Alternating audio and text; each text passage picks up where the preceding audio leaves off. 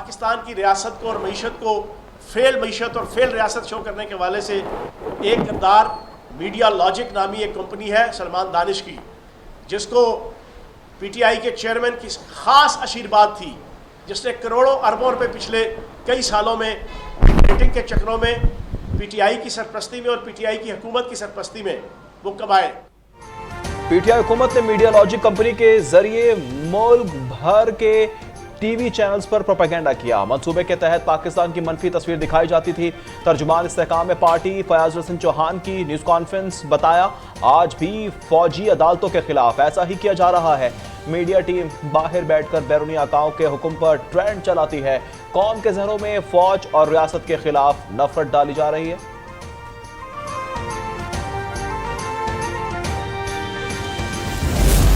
उस रेटिंग से फायदा ये होता था कि उस प्रोग्राम को एड्स मिलते थे, उस प्रोग्राम के एंकर को अहमियत मिलती थी। फिर उसके देखा देखी पूरे पाकिस्तान के इलेक्ट्रॉनिक मीडिया का हर एंकर कोशिश करता था कि उसी अंदाज से और उसी फॉर्मेट के प्रोग्राम करें। फयाज हसन चौहान का मीडिया लॉजिक के खिलाफ कार्रवाई का मुतालबा। प्रेस कॉन्फ्रेंस में दावा किया कि मीडिया लॉजिक के जरिए इलेक्ट्रॉनिक मीडिया पर रियासत और मैशियत नाकाम दिखाने की मुहिम चलाई गई। हर उस खबर को रेटिंग दी गई जिससे पाकिस्तान की तबाही का जिक्र हो। ऐसे प्रोग्राम्स को ही इश्तेहार मिला करते थे।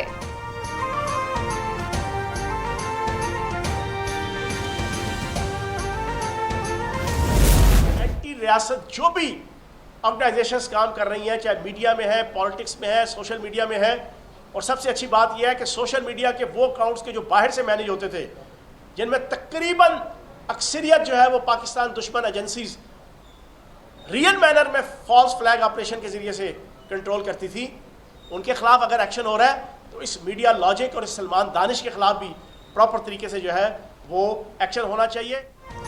एक माह पहले वजारत दाखिला ने मीडिया लॉजिक कंपनी को एंटी रियासत इदारा करार दिया था। वजारत दिफा ने भी इनके खिलाफ खत भेजा। तर्जुमान इस्तेहकाम पाकिस्तान फयाज हसन चौहान की न्यूज कॉन्फ्रेंस, कहा मीडिया लॉजिक कंपनी को रेटिंग के लिए इस्तेमाल किया जाता था। इसमें पूरी पीटीआई क़यादत शरीक थी।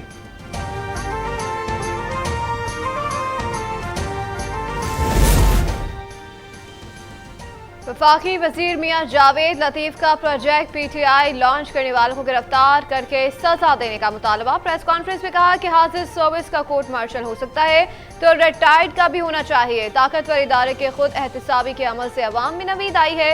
9 मई के वाकयात में मुलविस किरदारों का एहतसाब चौराहों पर होना चाहिए। नवाज शरीफ के जल्द पाकिस्तान आने का ऐलान भी कर दिया।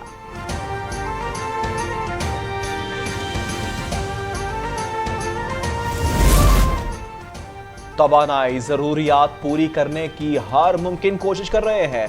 तेल के अपने कुओं का गर्दशी कर्जा सिफर कर दिया। जल्द ही LNG का गर्दशी कर्जा भी सिफर कर देंगे। वजीर ममलिकत पेट्रोलियम मुसद्दिक मलिक की न्यूज कॉन्फ्रेंस, कहा तेल की जखीरा अंदोजी रोकने के लिए बॉन्डेड स्टोरेज पॉलिसी ला रहे हैं। दुनिया के बड़े बड़े ट्रेडर्स भी मुल्क में तेल जखीरा कर सकेंगे। पॉलिसी से मुस्तकबिल में तेल की कमी नहीं होगी।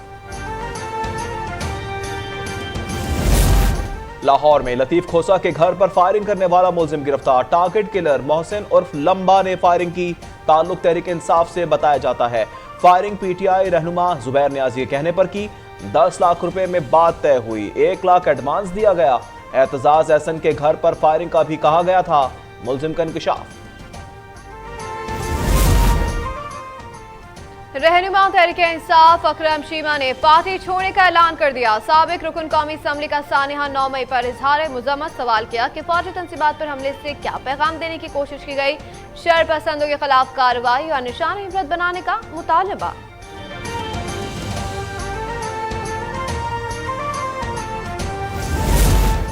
ईद कुर्बा की आमद में सिर्फ चंद घंटे बाकी। सुन्नत इब्राहिमी के लिए जानवरों की खरीदारी के लिए वक्त कम। मवेशी मंडियों में खरीदारों का रश बढ़ गया। व्यापारियों से भाव ताव जारी। जिन्होंने जानवर खरीद लिए वो उनके नाज नखरे उठाने में मसरूफ।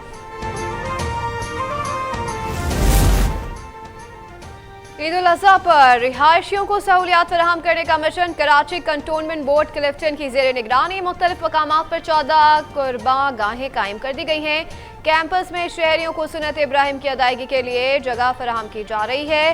कैंपस में चटाई पोल, पीने का पानी और दीगर मुफ्त सहूलियात भी मैसर हैं। सऊदी अरब में ईद उल अजहा मजहबी अकीदत और एहतराम से मनाई गई है। मस्जिदुल हराम और मस्जिद नबवी में नमाज के बड़े इज्तिमाआत, लाखों फर्जंदान इस्लाम ने नमाज ईद अदा की। रूह परवर मनाजिर, उम्मत मुस्लिमा की सलामती, खुशहाली और तरक्की के लिए खुसूसी दुआएं मांगी गई।